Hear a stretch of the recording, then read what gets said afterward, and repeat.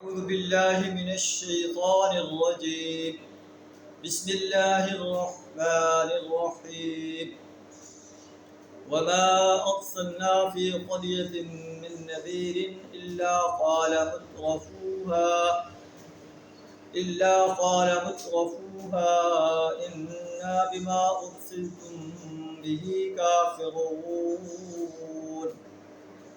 وقالوا نحن أكثر أموالا وأولادا وما نحن بمعذبين قل إن ربي يبسط الرزق لمن يشاء ويقدر ولكن أكثر الناس لا يعلمون. صدق اللہ العظیم. سورہ سبا آیت نمبر 34 تا 36 آپ کے سامنے تلاوت کی. ان آیات کے اندر اللہ تعالیٰ ارشاد فرما رہا ہے کہ ہم نے جو بھی نبی بھیجا ہے تو اس کا انکار سب سے پہلے دولت مند انسانوں نے کیا، اور وہ کہتے ہیں کہ ہم تو مال و اولاد میں کثرت رکھتے ہیں. آپ کی دعوت کو قبول کرنے والے غریب انسان ہیں، ہمارے ملازم قسم کے انسان ہیں، ہم کیسے ان کے ساتھ بیٹھ سکتے ہیں؟ اور قریش مکہ بھی یہ کہتے ہیں ہم سردار انسان ہیں، ہم ان غلاموں کے ساتھ، ان غریب لوگوں کے ساتھ کیسے بیٹھ سکتے ہیں؟ آپ انہیں اٹھا دیں پھر ہم آپ کے مجلس میں بیٹھیں گے.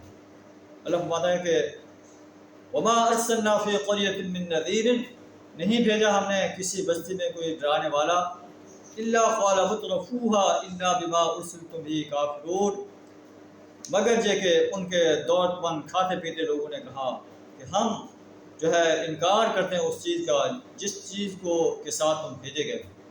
انہوں نے کہا نحن اکثر اموالا و اولادا، ہم مال و اولاد میں کثرت رکھتے ہیں، اللہ کی ہم پر نعمتوں کی بارشیں ہو رہی ہیں، آخرت میں بھی ہمیں اللہ ایسے نعمتوں سے نوازے گا. وما نحن بمعذبین، ہمیں عذاب نہیں دیا جائے. قل ان ربی یبسط الرزق لمن یشاء ویقدر، اے نبی صلی اللہ علیہ وسلم کہہ دیجیے کہ میرا رب جس کے لیے چاہتا ہے رزق کو فراخ کر دیتا ہے، جس کے لیے چاہتا ہے اس کو لیے تنگ کر دیتا ہے. رزق کی تنگی اور فراخی اللہ کے نزدیک پسندیدہ ہونے کی دلیل نہیں ہے. رزق تو ہم سرکش انسانوں کو بھی دے رہے ہیں، مومن انسانوں کو بھی دے رہے ہیں، لیکن ہمارے اصل بندے وہی ہیں جو ایمان اور عمل صالح کے ساتھ اپنے آپ کو راستہ کر رہے ہیں، جو مال و دولت کے باوجود سرکشی کر رہے ہیں. وہ میرے ناپسندیدہ بندے ہیں، انہیں جہنم کی آگ میں جلنا پڑے گا. ولیکن اکثر الناس لا یعلمون، لیکن اکثر لوگ جانتے نہیں. وما اموالکم ولا اولادکم بالتي تقربکم عندنا زلفا، تمہارے مال اور تمہاری اولادیں یہ چیز نہیں ہے جو تمہیں ہمارے قریب کر دے. ہمارے قریب تو وہی لوگ ہوں گے الا من آمن وعمل صالحا، جو شخص ایمان لایا عمل صالح کرتا رہا.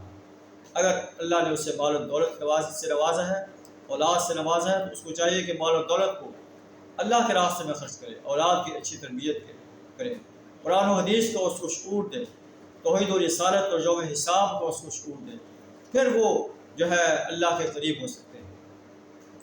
تو جو لوگ ایمان لاتے ہیں، عمل صالح کرتے ہیں، اللہ فرماتا ہے فَأُولَٰئِكَ لَهُمْ جَزَاءُ الضِّعْفِ بِمَا عَمِلُوا، ان کے لیے دوہری جزا ہے ان کے اعمال کے سبب. وَهُمْ فِي الْغُرُفَاتِ آمِنُونَ، اور وہ جنت کے بلند و بالا خانوں میں امن کے ساتھ رہیں گے. اور جو لوگ ہماری آیات کو نیچا دکھانے کے لیے کوشاں ہیں، اولئک فی العذاب محضرون، یہ عذاب میں مبتلا ہوں گے.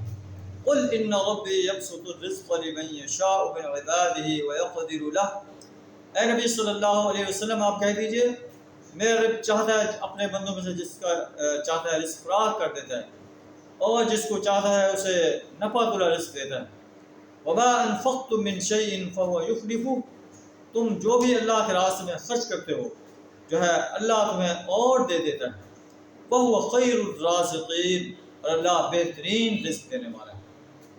اللہ سے دعا کریں ہمیں ایمان اور عمل صالح سے اپنے آپ کو راستہ کرنے کی توفیق عطا فرمائے، اپنے مال کو اللہ کے راستے میں خرچ کرنے کی توفیق عطا فرمائے، اولاد کی قرآن و حدیث کے مطابق انہیں ان کی پرورش کرنے کی توفیق عطا فرمائے. وآخر دعوانا الحمد للہ رب العالمین.